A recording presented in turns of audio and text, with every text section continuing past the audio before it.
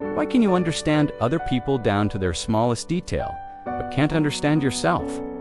Have you ever sat still without social media or music, just to ask yourself, what am I really good at, and what am I weak at? It sounds easy, but perhaps it is the most difficult question in life, because most of us are living in a distorted mirror where others reflect our image and we believe it is the truth. You compliment others on their good speaking skills, but then think, I'm an introvert, I can't be like them. You admire someone who is disciplined and then conclude, I'm lazy, but are you sure that's true? Or is it just a label that someone else accidentally put on you and you carry it around all your life without ever taking it off to see if it is true? Understanding your strengths and weaknesses is not a personality test, but a journey of facing the truth, sometimes uncomfortable, but freeing. And only when you dare to look at yourself directly, without defenses or embellishments, can you control yourself instead of being controlled by yourself. You can start that journey by doing something simple, observing yourself as a stranger. Suppose you were an outsider watching you for 7 days. What would you note? When are you energized and when are you drained? When you have a conversation with someone, do you feel alive or stilted? When you do something, does time fly by or drag? These small observations, if you're truly honest, will reveal more than any quiz. For example, someone might think their strength is their hard work because they stay late at work. But if they look deeper, they might realize they don't love their work, they just fear being judged as incompetent. So hard work isn't a strength, it's a defense against the fear of being inferior. Or another person might be called argumentative, stubborn. But if they stop and listen to themselves, they might realize that, in fact, they just have the ability to see multiple angles of an issue. They're sensitive to injustice, they can't stand unreasonable things. That's not a weakness, it's a sign of a strong critical thinking ability if cultivated properly. The problem is, most people don't have the courage to look at themselves objectively, because that means accepting the truth, you're not perfect. But the interesting thing is, when you accept your imperfections, you actually start to be powerful. Think back to a time when you failed, when you were rejected, criticized, or made a big mistake. In that moment, do you recognize how you reacted? People who blame circumstances are often people who have not faced their weaknesses. But people who say, I was impatient, I didn't listen enough, that is a sign of a growing mind, because only when you name your weaknesses can you change them. A practical way to get to know yourself is to write down the times when you shined. It doesn't have to be anything grand. Maybe it was a time when you helped a friend through a crisis, or a time when you handled the stressful situation with calm. Write down as much detail as possible. What you did, how you felt, how others responded. After a few times, you'll notice a common denominator, your genius zone. That's where your true strengths lie. For example, if you've always been comfortable coaching others, even if it's just showing yourself how to use software, you probably have strong communication and interpersonal skills. If you've always enjoyed arranging, organizing, and optimizing processes, you probably have a systems mind without even realizing it. Your true strengths aren't what makes you outstanding, but what makes you natural. They're the things you do well without straining yourself, the things you lose track of time doing. On the other hand, understanding your weaknesses doesn't require you to blame yourself.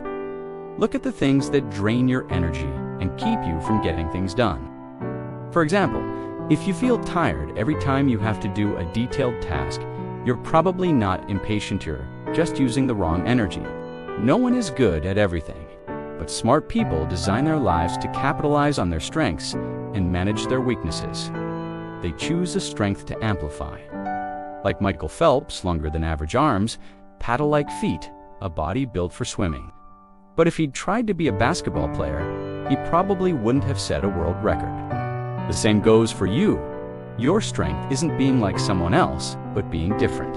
Another tip, listen to feedback, but don't take it all on faith. When someone says, you talk too much, ask, in what situations do I talk too much?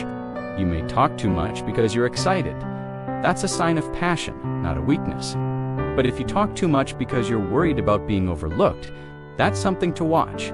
When someone says, you're kind, Don't just smile, ask how kind. If you're so ready to help others that you forget yourself, your kindness is being abused. Strengths that aren't set in stone can become weaknesses.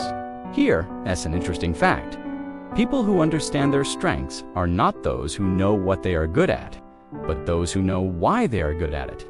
For example, you may be good at talking because you were once a loner, and you learned to connect to be accepted. When you understand the root cause, you are no longer controlled by your strengths. You own them. You no longer speak to be liked, but to be valuable. Knowing yourself takes time and courage. Many people never truly know who they are because they are too busy chasing other people's expectations. You study the subject someone else chose, work a job someone else thought was stable, and live a life you didn't choose. One day, you feel tired and empty, and you call it a coming-of-age crisis. But really, it's just your body and mind telling you, it's time to come back to yourself. Sometimes, to understand yourself, you have to dare to lose what you thought was safe. It's like a person standing at a crossroads. One side is the familiar road, stable, but boring. The other side is the foggy road, risky, but could be where you find yourself. And only when you dare to step onto that road, you realize it turns out you're not as weak as you thought, nor as strong as you prided yourself on being. You're just discovering each layer of yourself.